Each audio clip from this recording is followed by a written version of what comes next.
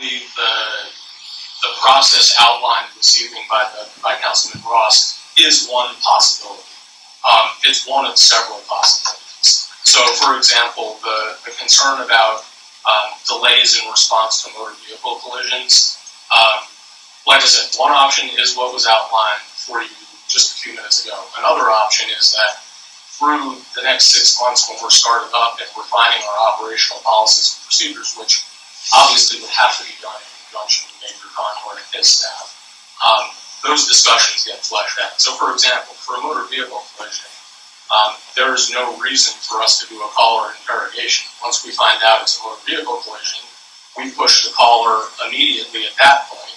Our operator remains on the line to listen to their interrogation, receives as much information as we need to generate a police dispatch, and then we drop off the line and they continue the rest of the interrogation for fire and EMS.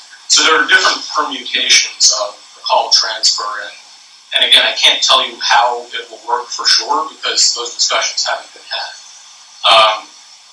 But again, that's one possibility. Another possibility is technologically through direct communication between the two CAD systems.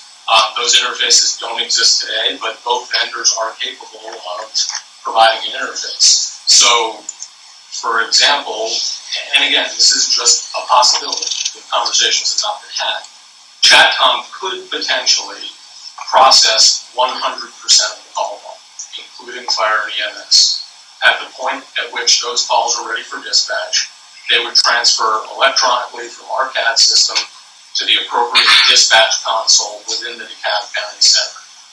It would look to their dispatcher as though that call were dispatched or interrogated on the other side of their own 911 center. So there are technological possibilities that if both parties are willing to explore could be implemented. So I can't tell you how that would work, but I would say that the scenario described earlier is one of several and probably the worst case scenario.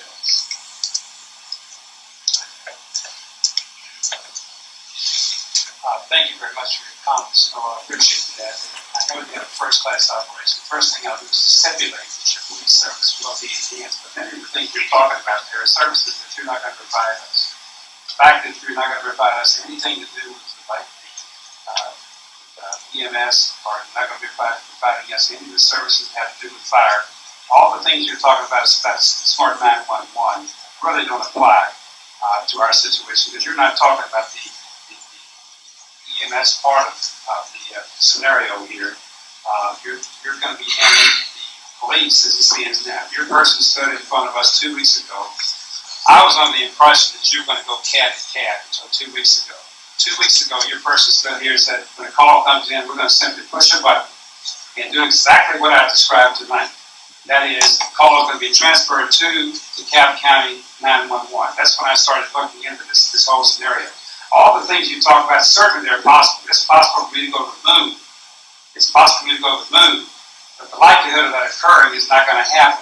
So to sit here and tell us things that you could do if we have corporations or we have technology or we have things, that's not applicable to what we're making a decision on tonight. We're making a decision on tonight what you have proposed to do and what you intend to do for Dunwoody going forward. And what you intend to do is exactly what I described today in terms of that scenario. Worst case scenario is what you have proposed that you do.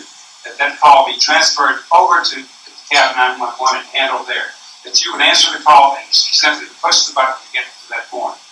And that's what you're proposing to do. That's not what I'm proposing. That's what your person last week answered that question. Okay? But what I want to talk about is the fact, I'm going to stipulate that you have a better response time than you have now. And as far as police is concerned, I have no question that the service in that area is going to be better than. But the service in terms of EMS and fire, those are the things that are life-threatening. And those are the things, you can do all the things that you talked about, putting all into a bundle. But that's not, what we're being told that's being proposed, and that's not what is in your IGA here that you're going to be doing, as I read. And, you need to really talk to us about what you're going to be doing as opposed to what you can do. Absolutely. I can assure you that Major Conroy, with our assistants working with our user groups, can do all the same things. Given the resources, given our participation, he can do the same thing. Okay? And so that's the concern that I have about this. We're going to be spending more money, we're going to be getting less service because what you're going to deliver is not what you just described. Well, I can say that the language surrounding the processing and dispatch of fire and EMS in the IGA is intentionally vague, because we can't have those conversations before we're under an agreement with your city. So, again, I can't speak to what Michelle shared with you a couple of weeks ago, but I can assure you she does not alone make decisions on behalf of. On August 1, 2011, after 4 months of being told repeatedly by Warren Hutmacher that the CAD-to-CAD connectivity was on target to be completed by the cutover date of October 3rd, he advised the Council that it would not be completed until after the first of the year. After repeatedly being misled, I called for an all-hands meeting which was scheduled for August 10, 2011. All parties to the development were in attendance, including Noah Reiter and Warren Hutmacher. During that meeting, I found out that not a single line of code had been written, and even the method of connecting the two disparate systems had not been agreed on. Following is an interchange that took place between me and Noah Reiter, the Executive Director of ChatComm. Councilman Ross? I don't have any questions of John or Rocky. I do have a question of Noah. We have an agreement with ChatComm that specifies that you're going to be responsible for connecting calls, the fire calls, the EMS calls to DeKalb County. It's not specific as to how you're going to do that, but we've all agreed that this is the right way to do it, and I think that's what you want to do. What do you perceive your role being? I mean, I think that we're the customer of ChatComm, and I see us here trying to drive this thing. I see this being your responsibility to do what Kimberly's trying to do here. If, in fact, this is an interface issue between your system and somebody else's, Dunwoody really shouldn't be in the middle of this. We're a customer here that just wants our data transferred over to the proper agency. Where am I wrong on that? You're not.